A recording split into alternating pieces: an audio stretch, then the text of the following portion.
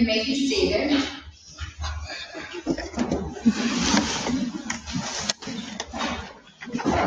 Let us bow for a word of prayer.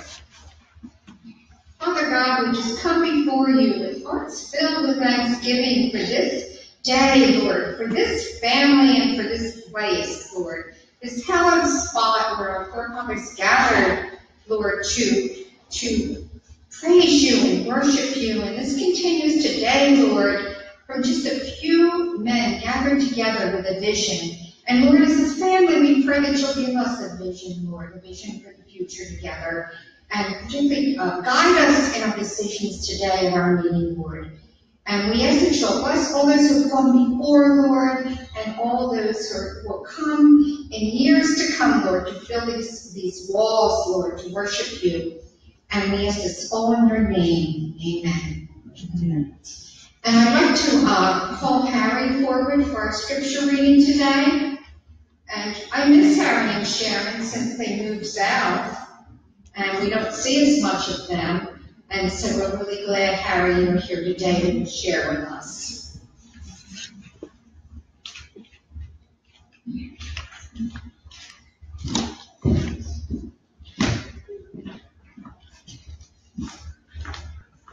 I'm going to read from 2 Timothy chapter 3, verse 12 to the end of the chapter. But before I read these verses, I thought I'd give you a little bit of the context under which this letter from Paul to Timothy was written.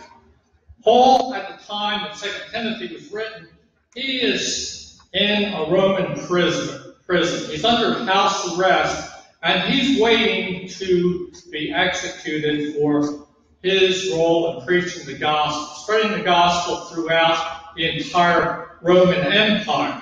Now, Paul, as we study his life, sometimes people find it difficult to believe he was so consistent in his faith. Things were very difficult for Paul. He was, as he went on his 3 missionary journeys, he was constantly threatened by robbers. He was beaten. In the area of the world in which he preached the gospel, even today, if you walk through Jordan and into Turkey, in the back country, you would be threatened with your life, and some hikers have found this to be true. It's dangerous today, and it was probably at least as dangerous during Paul's time. Also, Paul, as he traveled preaching the gospel, he was shipwrecked. He was in the Mediterranean Sea for 3 days before he was rescued. Also, Paul, as he preached the gospel, he was stoned at Lystra. this is an interesting account in the Word of God that's stoning at Lystra, because some people feel that Paul was actually resurrected after he was stoned, because if nothing else, the people that lived at that time knew about death and knew how to execute people. But you know, it wasn't all negative with Paul as he preached the gospel. He was instrumental in bringing gospel to the entire Roman Empire. As he wrote letters to churches, we find that he is most often known for the letters that he wrote to churches, such as he wrote the book of Romans to the Roman church. He wrote the book of 1st and 2nd Corinthians to the church of Corinth in southern Greece, a cosmopolitan city that had a lot of sophisticated people living in it, and he was successful for establishing a church there. He wrote the book of Galatians to churches who were in Galatia at the time, and also to Ephesus. This is what at the time was known as Asia Minor, Turkey today. So he had many successes in preaching the gospel. And as he writes to Timothy, this last letter, just before he died, he voices those things that he thought was important. And as I read the book of 2 Timothy, the main thrust of this book seems to me to be, Timothy, it was worth everything. Everything that I suffered in preaching the gospel was worth it, so that people would be able to accept Jesus Christ as their Savior, so that they could eventually, upon their death, go to heaven. So let me read from 2 Timothy chapter 3, verses 12 to the end of the chapter, verse 17. This is what Paul has to say to Timothy. Yea, and all that will live godly in Christ Jesus shall suffer persecution. But evil men and seducers shall wax worse and worse, deceiving and being deceived. But continue thou in the things which thou hast learned and hast been assured of, knowing of whom thou hast learned them, and that from a child thou hast known the Holy Scriptures, which are able to make thee wise unto salvation through faith which is in Christ Jesus. All Scripture is given by inspiration of God, and is profitable for doctrine, for reproof, for correction, for instruction in righteousness, that the man of God may be perfect, thoroughly furnished unto all good works.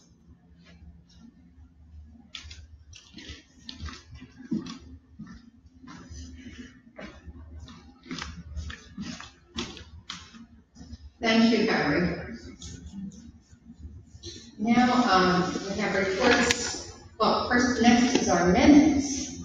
And before I call Doris forward, I just want to say that we all owe a debt of gratitude to Doris for the work she's done this year to update all the records of the family and give us more visible presence in the world. I think we're making our mark. And it's a wonderful thing. It takes a lot of hours to figure all this out and make it work, and we're working on it. So, Doris, we appreciate so much what you've done, and it's the gap that we really needed. She's sort of the bridge between the generations here, and that's what we need to do so that we have younger faces out there, and I see some, and we want even more next year. So Doris, Secretary.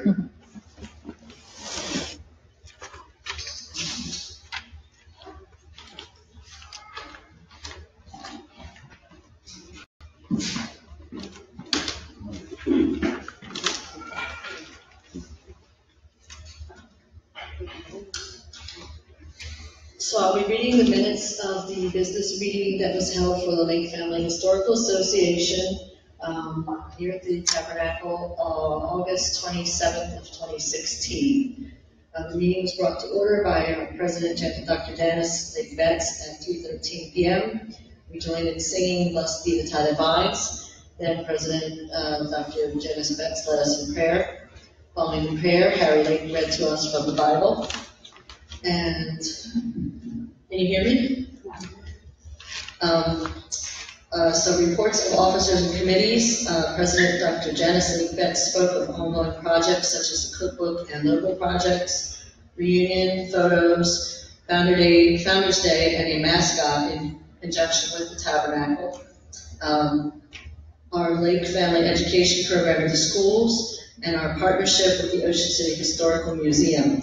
She said we need to find a way to solicit more applications for the scholarship program from Lake Family members, or the other award, which has only been submitted like maybe a couple of times. Secretary Doris Brush Lopez read the minutes from 2015, which were approved as corrected.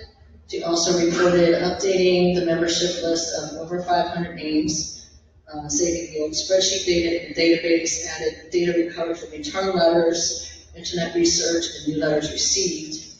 An email newsletter sent for the first time using MailChimp to over 200 recipients, which saved over $200 on mailing costs for 2016.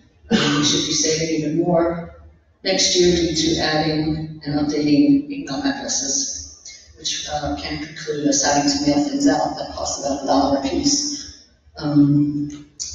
The email contained links to places that were mentioned in the newsletter, so that can encourage interaction with the newsletter and the website. New names were found of family members who had passed on for the memorial service through research on return letters and internet searches. She also found 73 new younger generation family members on Facebook.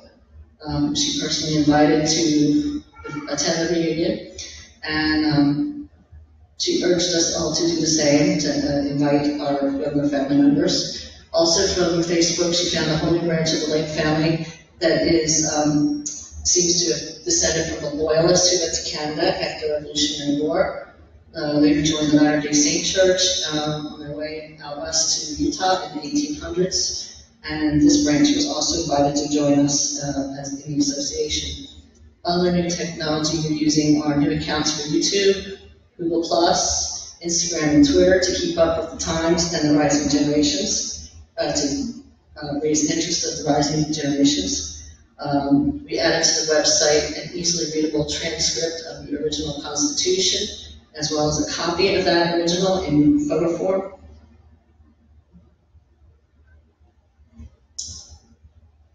On the registration form,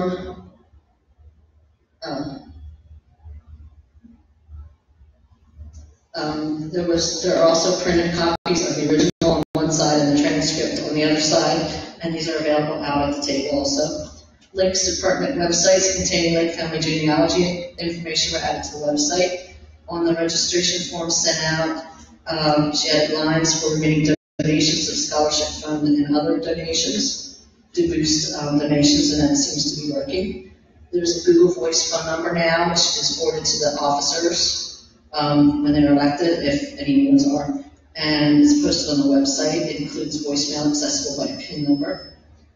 She connected with other family members who have not attended the reunion recently and gathered more member info and genealogical data. Historian Brady Dunbar read a letter received from a member, Jean Jones of West Deptford, who is 91 years old, and petitioned for the family to submit more family stories. The scholarship for Lake family members was posted on the newsletter sent out by mail and electronically. Assistant Treasurer Harry Lake gave the Treasurer's report for October 19th, 2015 to August 27th, 2016. Our checking account balance as of August 28th, 2015 was $3,943.38. Savings account balance at the same date was $299.14. Total on hand was $4,242.52. Funds received were for the scholarship fund, $660. Membership dues collected, $177. And no cents. Cemetery fund was $60. The banquet was $170. General donations were $105. Total receipts were $1,162. Checking account balance as of 8/27/16 was $4,175.32. Savings account balance, same date, was $299.30. Total on hand is $4,472.62.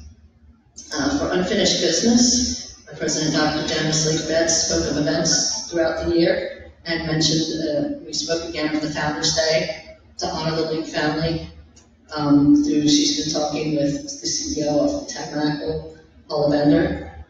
She also talked about stewardship and artifact preservation, specifically what we have and how we can preserve it, and that Mayor Jillian of Ocean City supports us on this issue. We discussed the ongoing family cookbook project, which is still in need of recipe donations, and we do have a form on the website for that to submit recipes. New business, discussion was made about cemetery donations, that there were donations of $60 earmarked for the cemetery. A motion was made to add $190 to donate a total of $250. That motion was made by Sharon Lake. It was seconded, voted upon, and motion was carried. Richard Dow III brought up a discussion about amending the Constitution, Article 5, Section 1, a proposed amendment to change the wording from a set day every year in September for the reunion from the original Constitution to having a date voted for on next year's reunion. Voted on for next year's reunion at the business meetings was submitted, signed by 5 members, Edna Sue, Miriam Marion, Richard Dow III, Doris Rush Lopez, and Fran Dunbar. We will bring it up again at the next business meeting for a vote. A copy of the proposal is posted on the website. He also brought up other topics, which I cannot find in the notes and do not remember. So if anybody remembers any of those, I will update the minutes on that. Secretary Doris Rush brought up the issue of accepting credit debit cards for payments to make it easier for those who don't always carry cash. Spoke for Square for accepting cards at the reunion for donations and payments, and using PayPal on the website to accept payments and donations online. Motion to start using these two methods was made and seconded, and then voted upon and carried. We are using a new company to design a new logo for the organization. Another issue brought up was a special event committee comprised of volunteers to work the reunions with food, refreshments, and registration. We spoke of including the essays submitted for scholarship applications on the website, and that we may need to get into the application form a statement that all submissions will become the property of the Lake Family Historical Association. Elections of officers. Officer nominations were Dr. Janice Lake Betts as president, Richard Dow III as vice president, Doris Rush Lopez as secretary, Fran Dunbar as treasurer, Ray Dunbar as historian. There were no nominations or voting for second vice president. As executive committee meeting members, Leon Lake Sr., Barbara Abel, Stephanie Bentley Weber, I believe her name is now, Edna Sue, and for nominating committee, Kathy Stanley, Linda Lake Johnson, and Emily Rush.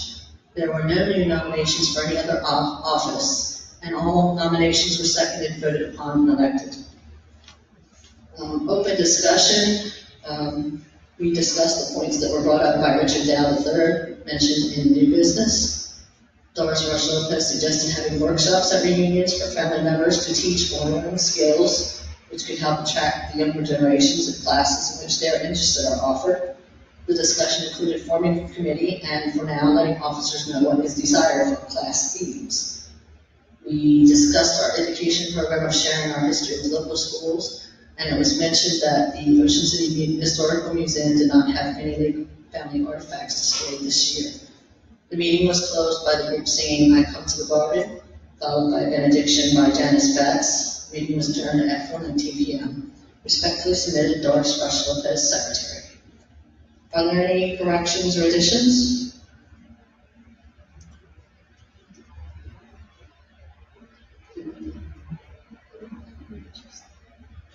You would have to accept them.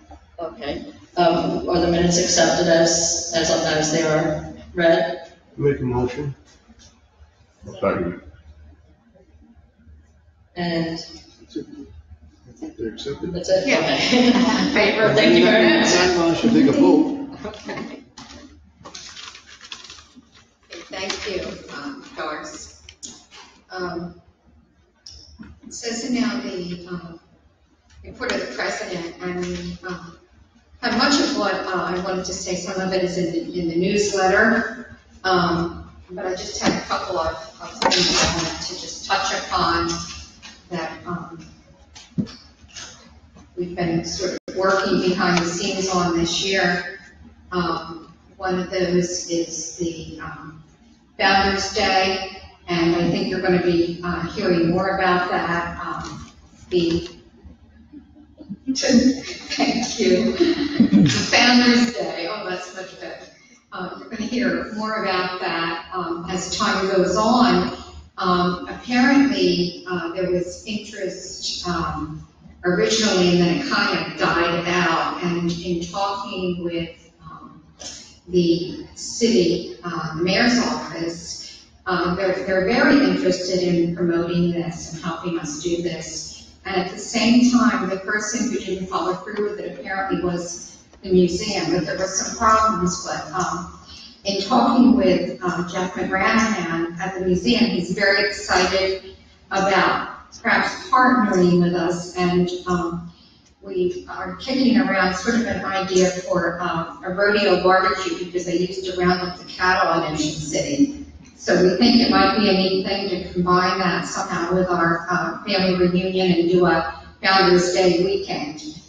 These things, there's so many activities in Ocean City that I'm finding you almost have to piggyback on some things that are done, or people that have the niches in what happens. So hopefully that'll work out, that we could do it at the same time, and that would be really a great thing to get a presence in the community. And he mentioned perhaps even on the grounds here. So I think that would be something that if you're interested in that type of thing and want to pursue that, we're going to have committees formed for these things. That this is a big venture, and something of that magnitude, many of us don't live around here, and it's something that's going to take a team of people from the city, from the museum, and from our family, and from the tabernacle to pull something of that scale off. But it's a great idea, and the seeds were planted, and they haven't died.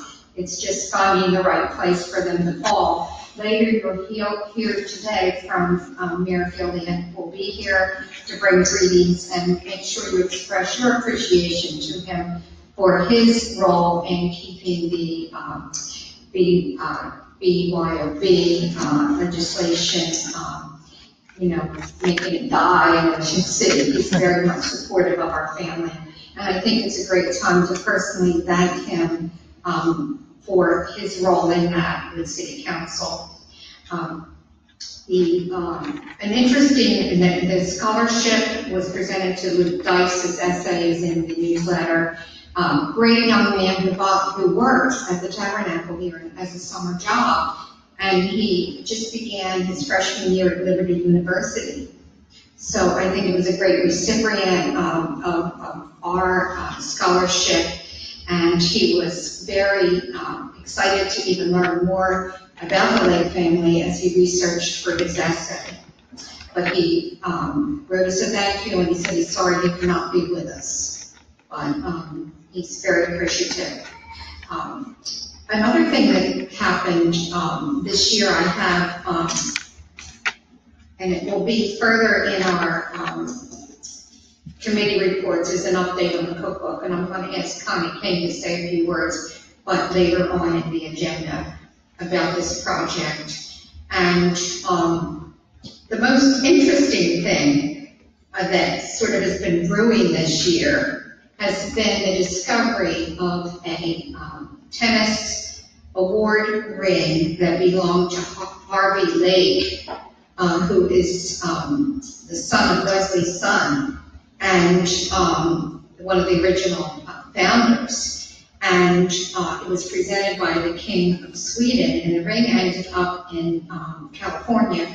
And we're in the process of trying to help secure this ring with the, along with the Ocean City Museum, for it to be placed there. And so I'll look under new business for a motion of how we want to handle that and the technicalities with that.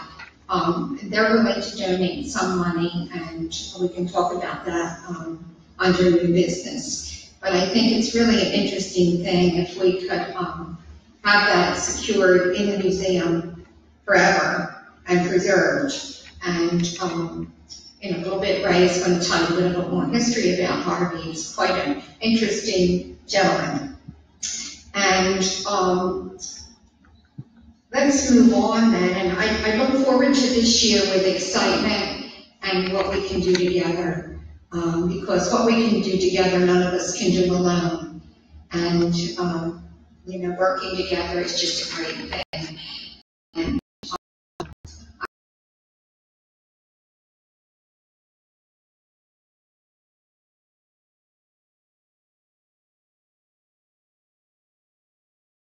so, let's move on then with Richie Dow, our Vice President, wants to be here to bring some words, but he's not here yet.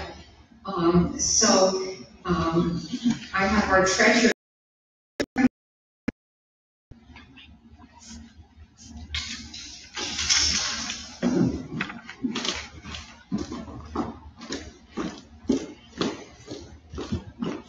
Gotta love technology.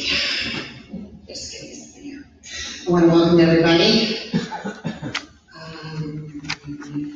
Okay. When I took over last year, because I live in New York, we had to close out the bank account down here and open one that is in New York State again down here, so that when I get money on there, I can deposit it. So when we closed out the account down here, there was $3,558.52 at the time we closed out after all the last year's expenses were paid. That money was transferred up to the new account. There was, we took in $745 from last year's reunion, that was deposited. During this 2016-2017 year, we took in $625 in scholarships, $260, $50 in dues, $10 memorial, $40 cemetery upkeep, $230 in sales, $340 in dinner. We paid out $500 for the scholarship, $535.87 for our caterer, and business expenses were $355.27. Our current balance is $4,750.52.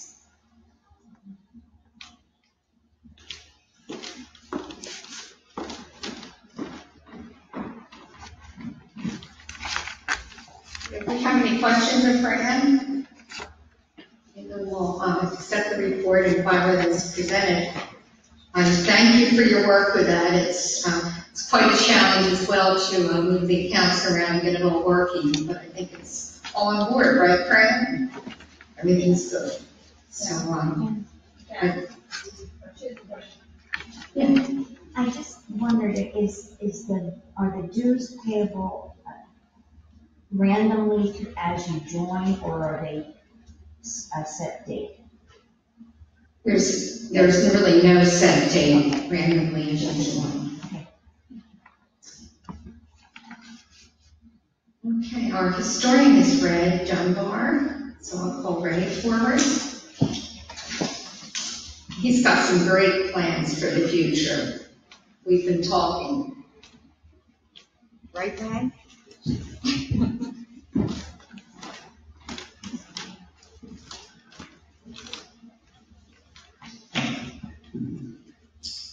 Hello, everyone. To start off with this, I'm going to give you a mind boggler of trying to understand any type of family genealogy. As we go on, we all know we have two parents. But now you start thinking about grandparents, great-grandparents, grade second grandparents, grade third grandparents, and grade fourth. And when you start thinking about it, it seems like a lot of people. And it just expands and expands, which makes your family keep on expanding. So there's things that you can think. How many Christmas cards would you end up sending out to these people if they were still living? First year, there would be 2 parents, 4 grandparents, and it doubles again, 8, doubles again to 32, to 64, and keeps on going. And that's how the family tree begins and keeps on spreading out. But if you want to see a picture of it, it's in the books out there, and it's in the middle of the genealogy book, and it shows you a fan, and it shows you how it keeps on expanding out. But I just use that as a starter, as a mind boggler to make people think.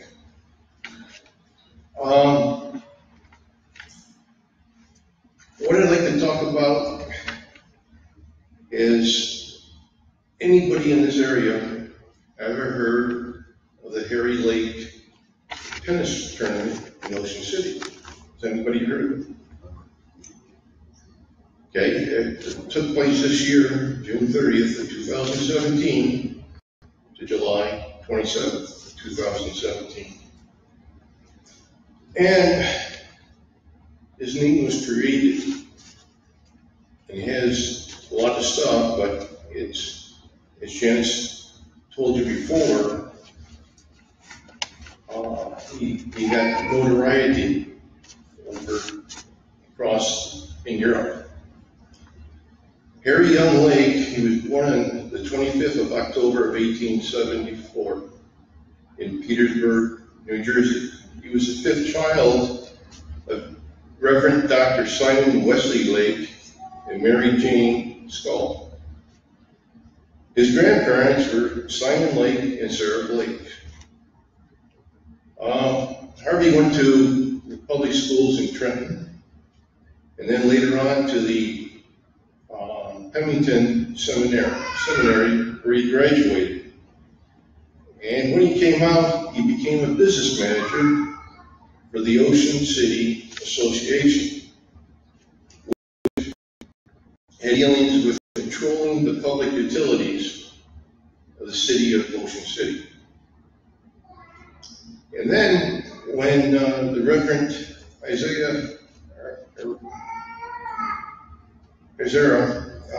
Lake died, the association decided to get rid of the public utilities. And so, Harry Lake lost his job, and Harry Lake decided to change professions. And he became a successful real estate person here in Ocean City. And his most notable achievement was the Ocean City Viaduct.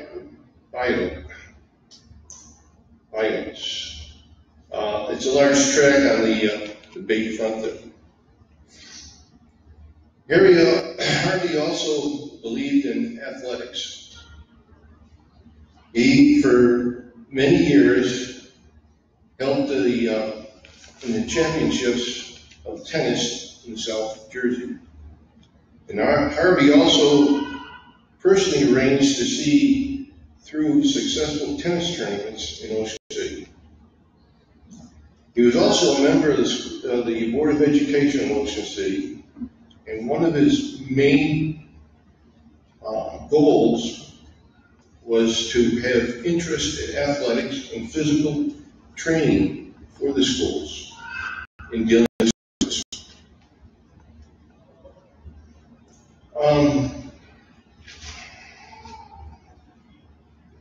And this, an interesting thing came up to Janice Betts in regards to this championship ring she was talking about, that somebody had in California in the pawn shop. The pawn shop was going under, and they were trying to get rid of their merchandise because they were getting out of the business. And so Miss Cinzelli was curious about it. She had it in her possession for some time, and she made a call to Nicole Markham, who was the curator of collections at the International Tennis Hall of Fame and Museum in Newport, Rhode Island, and had her do some research on the ring. Nicole Markham found an issue of the American Lawn Tennis. Lawn Tennis is the magazine that they use to describe all the different tournaments. And this magazine, she went from 1926 to 1927 looking for some information on the tournament. And it comes up that the tournaments were in the French Riviera and Monte Carlo. There was a championship of Monte Carlo that was held on February 21st through the 28th, 1927. There's various competitions in the championship for which the trophies are annually handed out.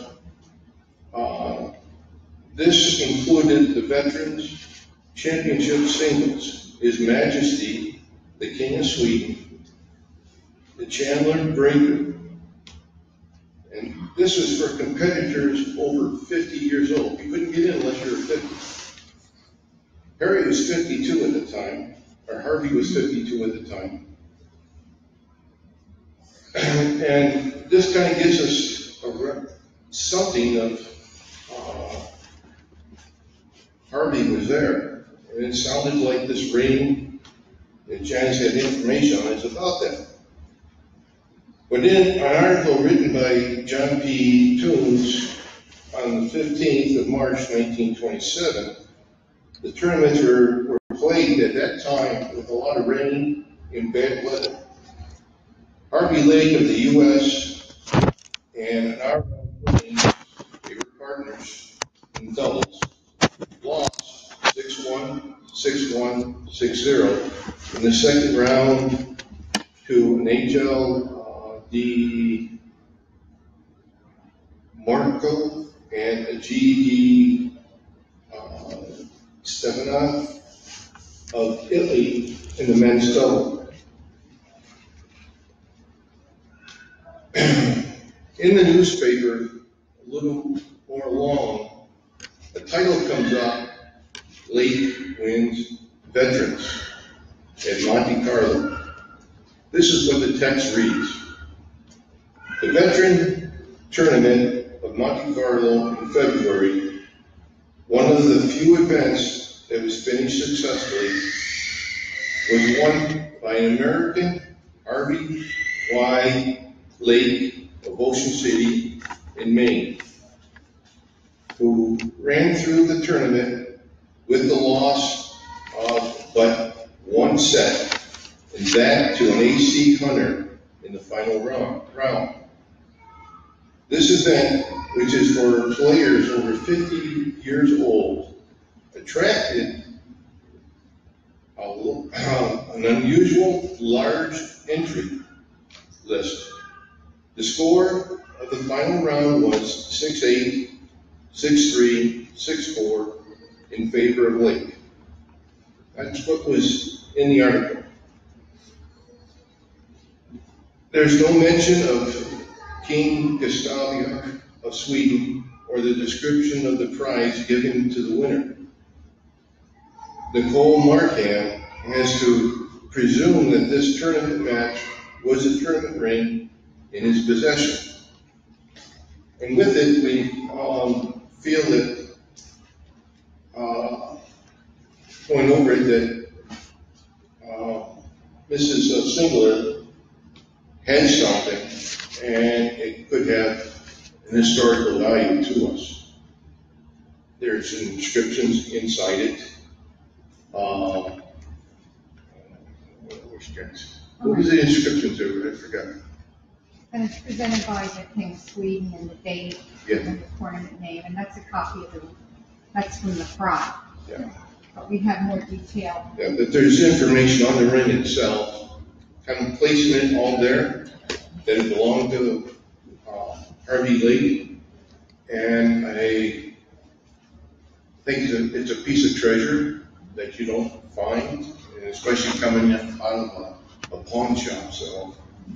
But anyway, just for something that the membership should think about, I think it's historical and something we should look into. Basically, another thing, I was over to the cemetery this morning, and told Janice, but I was kind of upset because the grass wasn't kept. It was high, it wasn't taken care of. I seen some American flags for their different veterans that were on the ground and torn up and all that. There were some stones that were knocked over or they broke or whatever. There was a lot of decaying tree branches and all that, so it's not kept up at all. So it's something we should think about if since a large group of family is buried there. So Janice was going to talk to the people that take care of it and see where it goes. It's something that caught my eye, and I just wanted to bring it forth to you. That's all I have.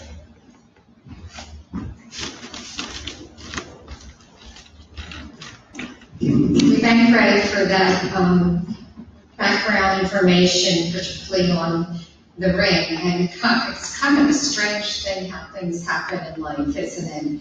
The lady that found the ring said it's been in her drawer for 20 years, with other things, and she just couldn't bring herself to get rid of it, that she thought it was special in some way. So I think it's to come full circle, coast to coast, would be an interesting thing. As I mentioned, I talked with Jess Branahan, the CEO of the museum, and he's bringing this before their board. And that perhaps we could do a combined effort in getting the ring. The original price for the ring, for your information, was $950. It has 2 diamonds in it. It's 18 karat gold. But they were thinking, of course, of just melting it down.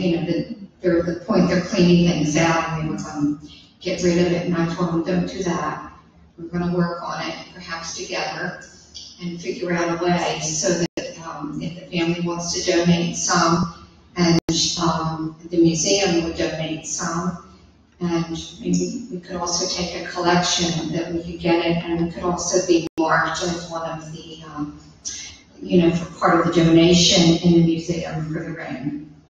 I think that would be a really nice thing. We talked about even an exhibit on tennis featuring Harvey Lake in the future, and we could be part of that, as they open the exhibit. I think that would be really nice for the family. So it's just something to think about, and I didn't want to make any formal statement about what we would do anyway until we would have under new business some direction for this. So this is part of the history. And you never know what's going to turn up when we start digging, right? We just don't know. Okay, unfinished business was the newsletter and website. Doris, did you want to say anything else about that, or you just want to? What I probably need is updated information, because I got a few of them that bounced. Okay. I have a lot of people I don't have an email for, and we all know that can save a lot of money because it doesn't cost a penny to send out an email. So really make sure today, particularly for your family, and that Doris gets the right information, so that we can communicate through email rather than as much through snail mail, which we will still do if you want that. But it's getting more costly, and sometimes it's just more green for us to go the other way and not use so much paper. And we've been doing pretty good, but it's a process. And I realize sometimes people aren't getting things, there's a little bit of a gap. We're doing our best, and bear with us. We're sorting it out, and so hopefully we get it right. You know, it's pretty hard. And the update, we've had Doris doing a lot of research with the genealogy and with the information that you've been giving her. And this year we hope to really move to the next level with this, you know, really so that we can have an updated list on the website where people can go to it. And then if people want a hard copy, we can talk about that in the future. So we're really working on that, but what you brought to her for her to scan in so that we can begin this process is really helpful. The cemetery, I think we do need to have a talk with them about some of the upkeep. That the church is struggling just to stay alive, the Salem Methodist Church there, I know the pastor. It's not an easy thing. It's $5,000 or $6,000 a year just to mow the grass and do the upkeep. So we'll have to talk and take a closer look at that and at least see what we can do with our portion. So that is advice well taken for that, and we'll follow up. The cookbook project, I have a cookbook here that belongs to Connie King, and this was from the Malaga Camp meeting celebrating 135 years, recipes and remembrances. And the format is absolutely, it's just a wonderful format. And there are pictures throughout the camp meeting there of the cottages, but we could do pictures of Ocean City in it. We could do remembrances, little remembrances next to people, and really have something that's not just a cookbook, but just a treasure. And where is Connie? Where is Connie? Do you want to say something? There's a microphone near you somewhere. You don't have to come up. He's coming. You don't have to move. Look, he runs. You can have the cookbook. There you go. I did this a long time ago, so my memory is not what it used to be.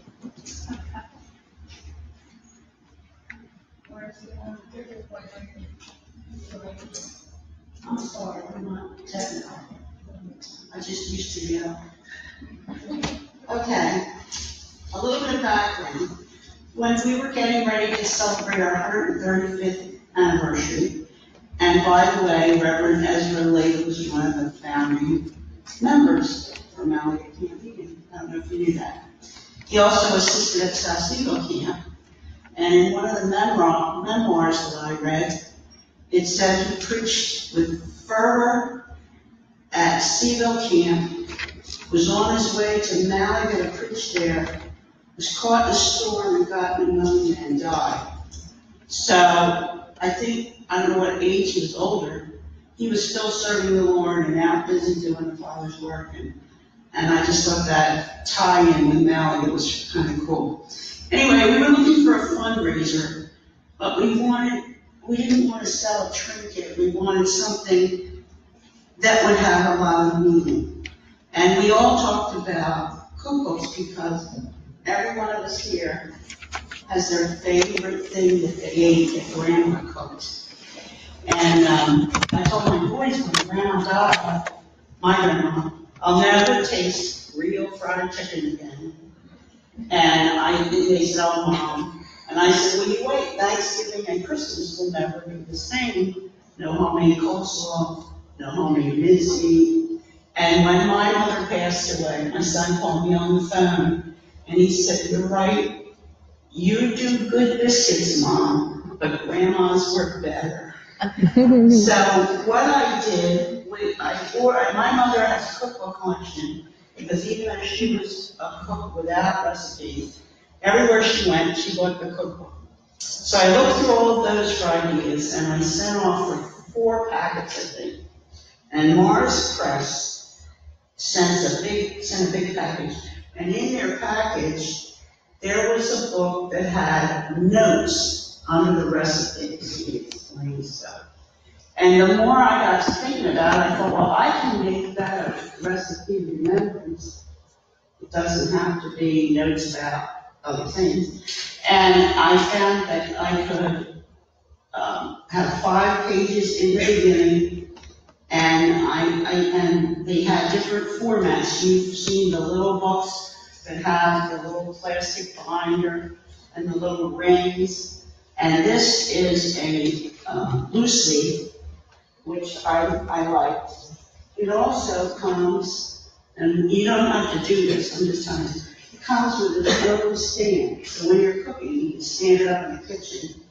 And because my mother's cookbook has stains where she spilled molasses or vanilla or whatever. Her cookbook smells good. Let me tell you. So anyway, you get to pick what they put, like the weights and measures, the roasting chart, how to fold a napkin. You get to pick a lot of different things. But what they gave us was 5 pages in the front. And you pick the borders, so since we're in vinyl, I put grapevines. And anyway, Morris Cookbooks does it online. You have a committee, and the committee meets and picks out the design of the book.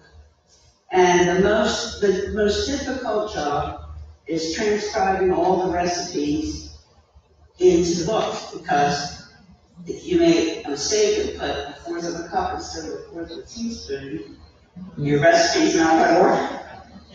So there were 6 of us that got the password to go online to our cookbook and start typing. And you typed it under, the different categories: cookies and candy, breads, desserts, main dishes.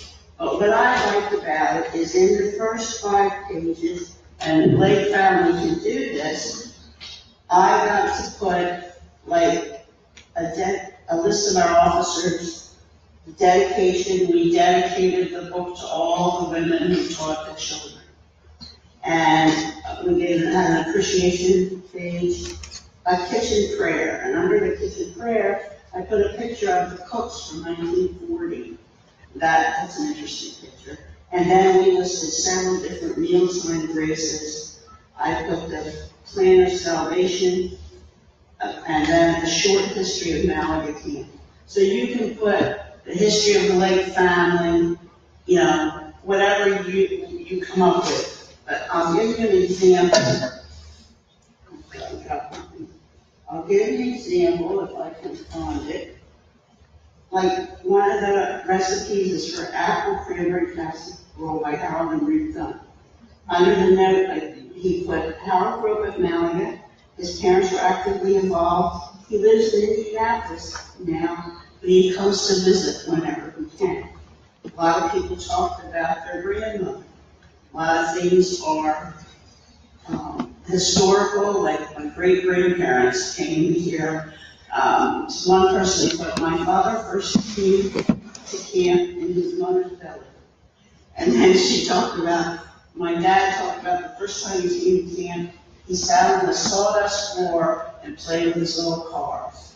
And one person put, when my sister was born, my Aunt Joetta came to help my mother with the baby.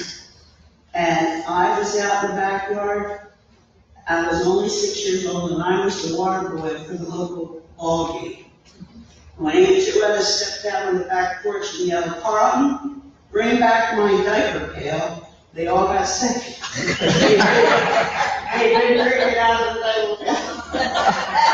So it's such memories, just reading the memories. I remember working in the dining hall as a child. I remember learning to swim in the pool. And all of us have Lake family stories and things that you can put. And the other thing I did is I called up everybody my age and said, look, your parents or your grandparents came to camp. Can you send me grandma's recipe for something? And tell me about your grandma when she came to camp. That was a great idea, except that I got tons of recipes for molasses cookies, and chicken pot pie. That's what everybody seems to remember. But anyway, if you, I would love to do this, but, I was just recently taken off the kidney list because I have cancer. And I can't make promises, but I would help whoever wants to head it up, because I would like to do that. And you can do it by phone or computer. And the other thing is taking the time to get people to send in recipes. If they don't send them in, then you can't put them in the book. And ask them to please type it or print it so you can read it. So I would love, and the other thing is, you have to order them in $250 or $500 or whatever, and you pay whatever their cost is, and then you sell them for what you want to make a profit. This is one of their higher price books because it has the 3-way ring, and I believe it was $9 a book wholesale, and we sold them for $20 because they're really nice books. So it's a fundraiser, but it's a treasure that you won't want to throw away. Even if I don't cook, I read the memories. So Well, Connie, we thank you. if anybody wants to look at this, but this is, that we sold them all, and I don't want to give up my copy. And the other thing is, I thought, well, I'll be really happy if I get 150 recipes. I got 456 recipes. Wow. I have a question. Supposing we order so many, is there a possibility of getting more printed later? Yes. Okay, cool. They keep your account open. Mm-hmm. I think it's 5 years the account was open, and you can reorder. Now, if you make changes or additions, they up the price. Yeah. But you can have it printed as the same way you had it. And we ordered 500, and in 2, maybe 3 years, we had sold them all. Wow. And we had people calling and saying, if somebody passes away, can you save me their cookbook? So, I mean, we couldn't afford to buy 1,000, you know. And you have to, you know, pay for them up front. It's a great project, and we appreciate that you'll be part of that. And so now that everybody's heard the story of ways that we can tell our story, I'm hoping we'll get volunteers for this committee to really pull this off this year, so that Connie can have a copy of the book next year, Mm-hmm. right?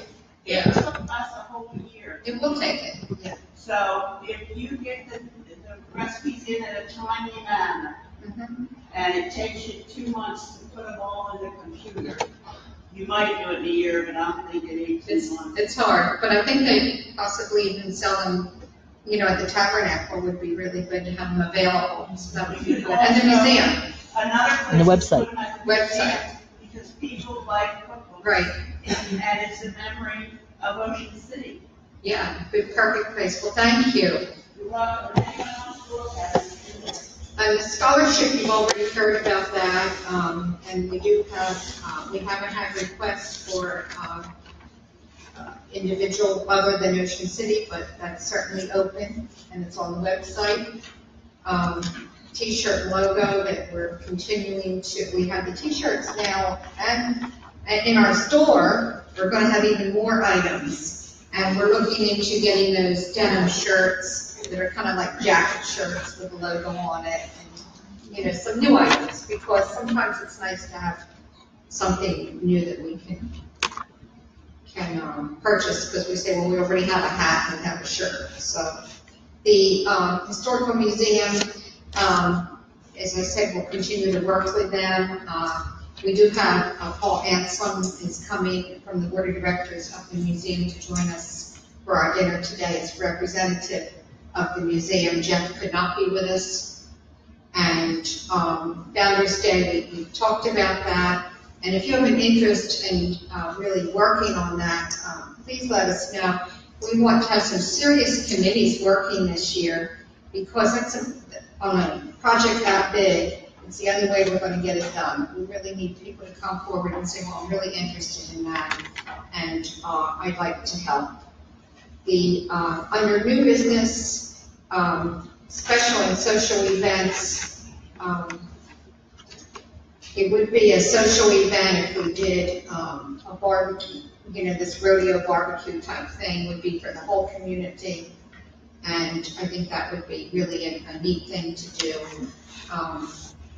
The family reunion for, I said 2017, but it's really 2018 on this list. That we had well, actually under old business, we should have voted on the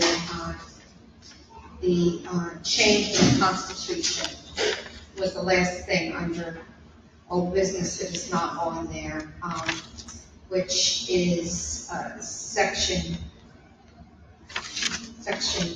5, I believe. 5. Article 5, Section 1. Article 5, Section 1.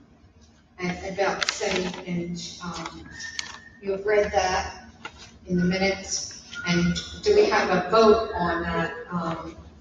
That means that we would set the date of this reunion for the next reunion. And I did look through the records over the year. The reunions have been held in several different months in the past, so they must have done something with the Constitution back then, but we don't have those records. Okay, do we have a vote? Yes. Can we? Discuss? No, can we reread the bylaw, so people know what it is?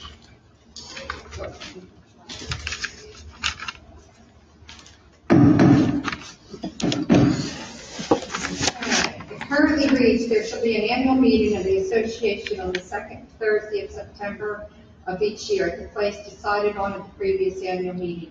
The executive committee shall have the power to change this date for any single meeting and to arrange for special meetings as occasion may arise. The proposed new wording, there shall be an annual meeting of the association on the date the following year to be determined by majority vote of the membership each year at the annual business meeting.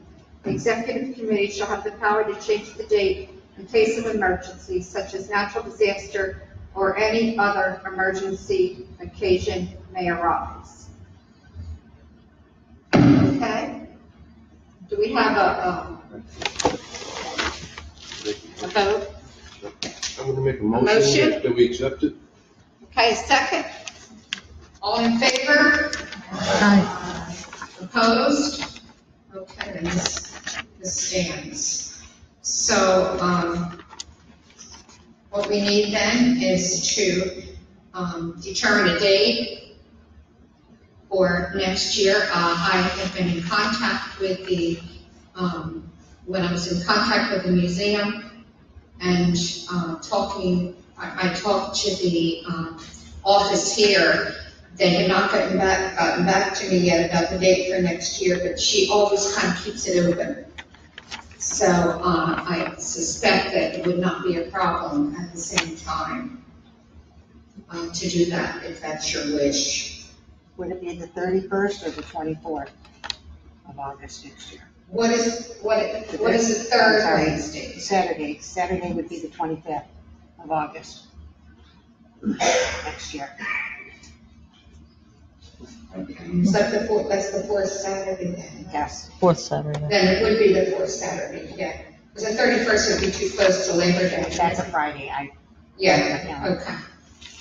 So if we get that date and put that out on the website where people can change their calendars, and we're also looking into, if we do a Founder's Day, of getting some special rates for Lake family members at the hotels and see what we could do to really make it a really nice event for everybody, and specials other places.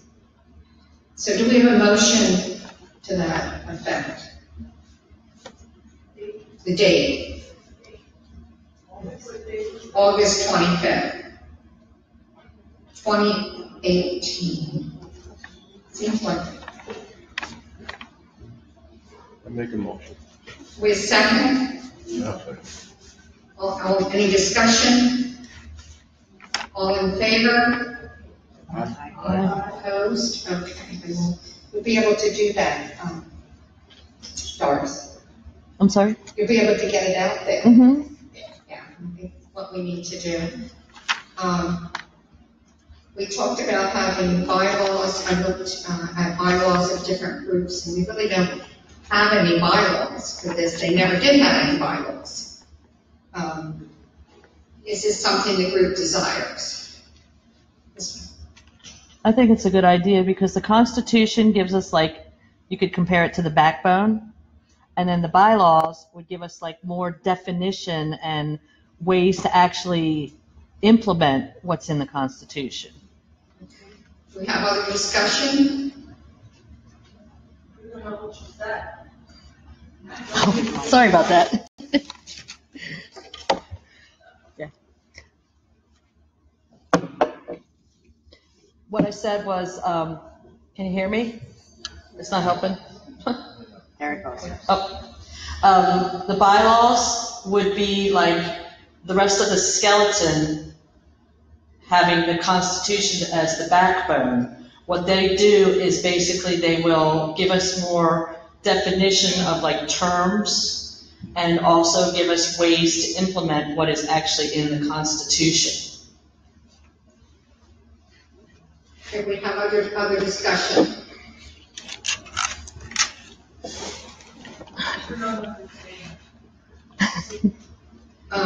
Bylaws tell you things like how many officers you have for the organization, what the responsibilities are, how many times a year you meet. It tells you, how you set your annual meeting. Some of this is in the Constitution, but the bylaws are more formal, like if somebody isn't fulfilling their job, there are ways to, because we've had instances in the past where it was difficult to operate because some of the key people who were listed as officers weren't able to come to any of the meetings, and maybe it wasn't the annual meeting, but any of the other meetings that were held. So it became very hard to operate. So and that doesn't happen, but if it's sometimes a really crucial position, you need to have a mechanism for how you deal with certain things. Or if there's some catastrophe, like we just said, where there's a storm on our reunion day, how do we reschedule? And, just tells you how you operate. I think it's a good idea to have that. But that's just my own personal opinion. I have a set of bylaws that are very simple from the Ocean City Historical Museum, and there are other family bylaws we could modify and fit. If someone's willing to work on this with a committee, we need to work on it and bring it forth at the next meeting. I actually, over the year, did a little research on this and started coming up with a proposed thing that a document that I can put on the website. I can print out copies today if I can find it in my computer, so that we can, maybe do a little discussion of it throughout the year and come with ideas so that we can move into a more formal way of doing things. Exactly. And it helps your officers and the people who are trying to run our family, because it's in writing and we sort of know what we need to do. It could be helpful. So if you're so yes. I was going to say, do the executive officers and the board members have a time they meet once a year separate from this? Or And we've done it different ways, yes, we that have. would be one of the things that are in the bylaws.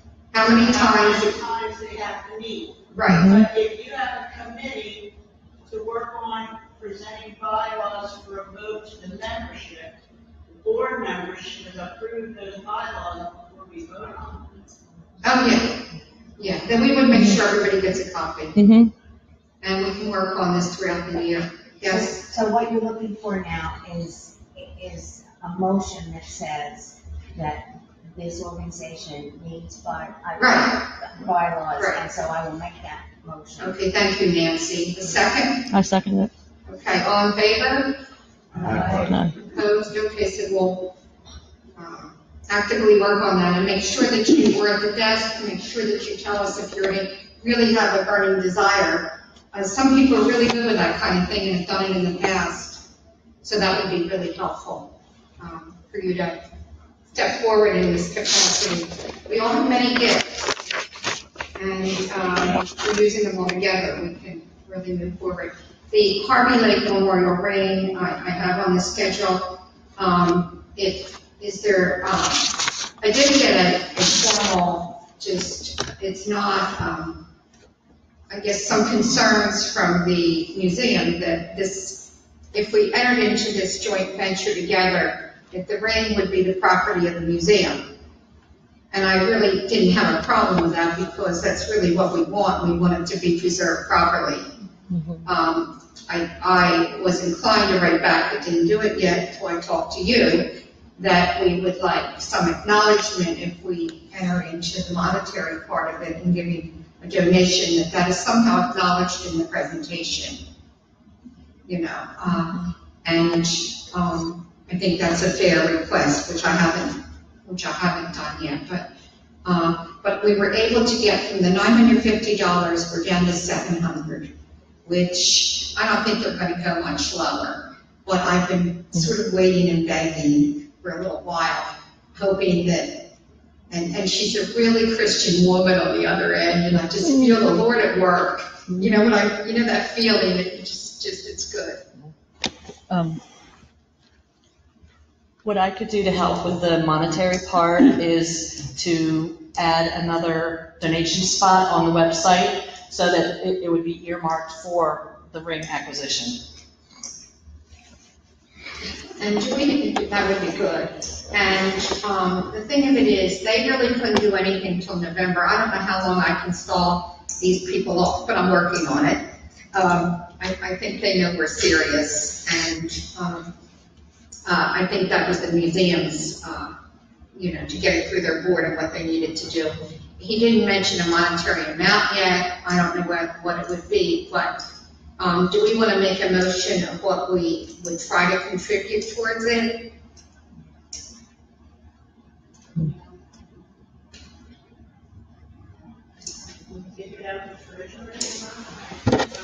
Right. And then let the money come back in, like try to collect to recoup. But do we want to do half of it? If the museum can do half, I don't know. Yes? I would just put in half, and then the surface of that. That seems to be fair, the right way to do it. So that would be the $350 that we would put in. Do we have a motion that we would want to do? Yes, Nancy. I would make the motion. Okay, a second? All in favor? The motion is that we're going to contribute $350, half of the $700 cost, to purchase the Harvey Lake tennis trophy ring for the Ocean City Historical Museum. And it would, in the end, be their property, but we would be acknowledged. Any discussion then? Any discussion? Yes. Yeah, he said $950, but we got it down to $700. Okay, that was one of my early communications, and I just couldn't figure out how we could ever do it. Do we know if they're going to pay the other half? He's taking this to his board of directors, and I think that they will. We discussed it. I think that if we make this offer, I think they'll do it. Yes? Could we create an incentive to our membership to have a little momentum of a thank you for their donation in the form of a photograph of the ring, or Well, that would be good. so that they have something that some ownership. And maybe we can put together a little thing with a little bit of the history on it. Right, and then That's a great idea, Nancy. and then perhaps the ring could come to the reunion every year, so that we could actually see it, rather than I mean, they might not go for that, but, They might, I don't know. you know, it'd be nice to have occasionally. Yeah, maybe he could Viewing. view it. Yeah. But they do open the museum for us to go there. That's true. They do. Yes, yeah. Maybe the first year after purchase, okay. So these are the things I can bring up to him. I have a question that you might want to consider at this point. The question becomes, I don't know how many, I do not know how many of you have been to the Ocean City Museum. I've been there several times and I find it a very interesting place. However, their space is limited. And if you, I don't know how many, I do not know how many of you people have been to the Ocean City Historical Museum. I've been there a number of times. It's a very interesting place. It's well worth taking your time to go there. Their exhibit space is limited. So the question that you might want to think about to get settled at this point is, if the wing is acquired and held by the museum, how and when will it be displayed, and what interest does the Lake Family Museum have in that display? And that's not something that affects your discussion at this point, but it's something that your leadership should resolve in the future. That's a good point. Thank you. We'll make sure of that.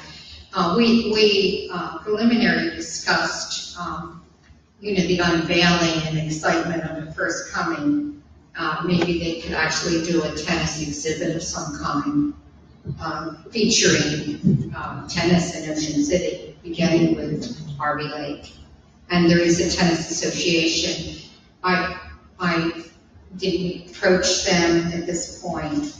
I wanted to bring it to you, and it seemed like it was the proper thing to do. But I did a little bit of legwork just to put feelers out there what we could do. Yes? I think that it's new to me, but the magazine, this beautiful new magazine that is the Ocean City magazine, I don't know, I think it's been around about 7 years now, maybe, Right. something like that. I think this is something that they would be interested in writing a story about. Right, we get a story about it. I think we can get a lot of exposure through this, and that was another thing that's what we want. Right. So it really is good for the family as well. Okay, so do we have any other discussion? That subject or something else? No? Any subject? None on that, okay?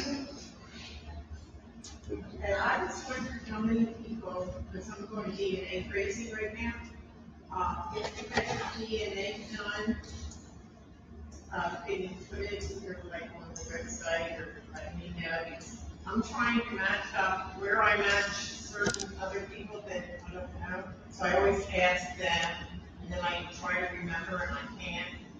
So if you've done your DNA, let me know. Let somebody know. Okay, please let Doris know and she can be in touch with you. Okay?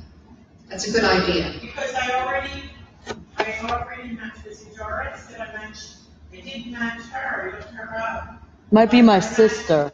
I haven't done it. Oh. Oh, okay. Oh, okay. And then I found Vicky, she's on my DNA, so I just. But we're gonna have to work, that's a good point, with technology available to us now. That's good. Yes? I remember there's a historical museum, and I just pulled in a favor for someone. So I have one card with the moment, and the historical museum will come up with a free ticket. Yes. Thank you. We were trying, thank you, we're trying to make it to November. Thank you so much, and thank you for being here and all of your support for us. That'll be a great venture together. It'll be good.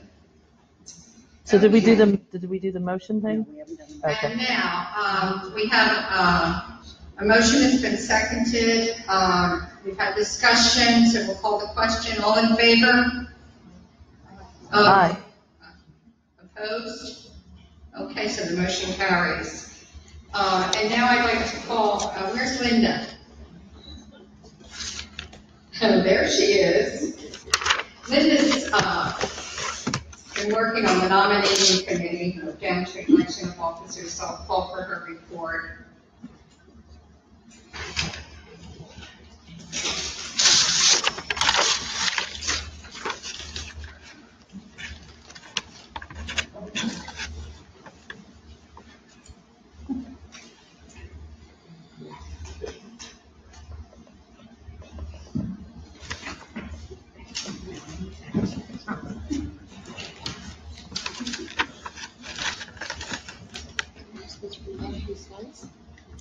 What? Just read them all. Just your nominations. Okay, so for president, we have Janice Betts for nominations. Do we vote on each one? Or I just read think them you can take it as a group. You Um, want. Vice president is Richard Dow. Secretary George Ross Lopez. Treasurer Brandon Dunmore. Historian is Ray Dunmore. Executive board members, Leon Lake Sr., Barbara Abel, Stephanie Bentley, and we want to add Kathy Stanley. Nomination committee is Linda Johnson, Leslie Orman, and Emily Rush.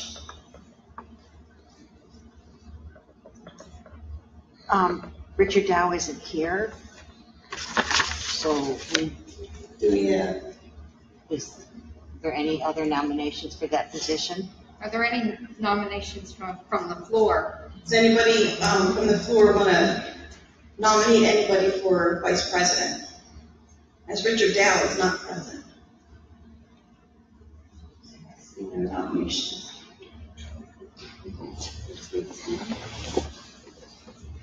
Yeah. He was to be here, so I don't know what, something must have happened, because I did talk with him. I don't see anyone else offering to be vice president. Do they have to be here in order to be nominated? No. Yes. Well, they're supposed to be president. Yeah. There isn't anything in the Constitution that says they have to be, so. There's nothing in the Constitution. But that's something that we would like to put in the bylaws, yeah.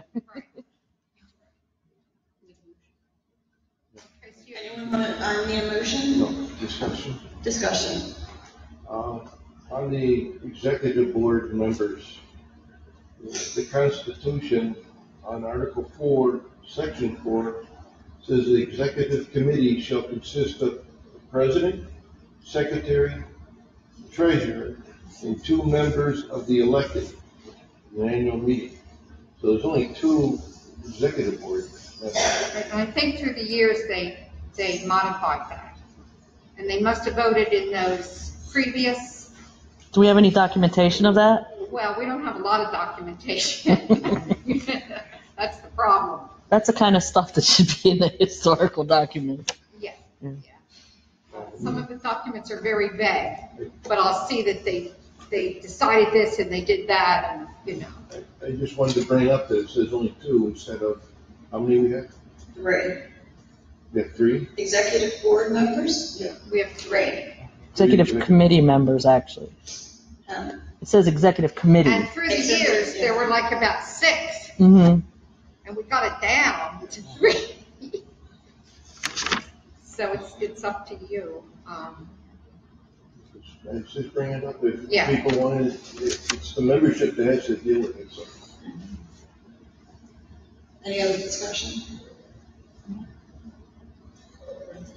Make a motion to accept. Got one, anyone second it? I second it. Second. Okay. All in favor? Aye. Any opposed? Okay. Okay, Linda, well, thank you. This was a hard job to figure out. And hopefully, as we do our bylaws, we'll help with some of this, straighten some of this misconceptions out. We'll work on it. Okay, any other, items to be brought forward?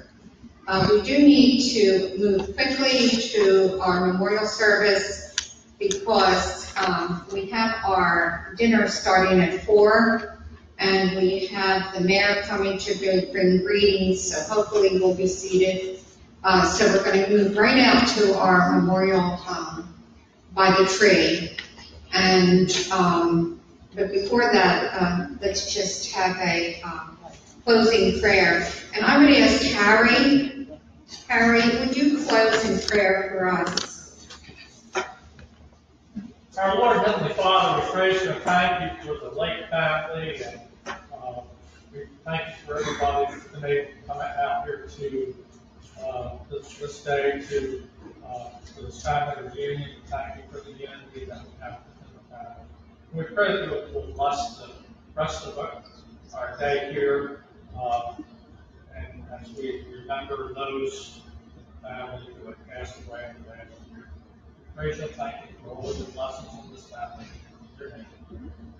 In your name. Amen. And do we have a formal motion for adjournment? Fran, a second? Okay, so our meeting is officially adjourned, and my gavel's back there, but. Not down. Okay, well, thank you all. Let's just move out by the tree.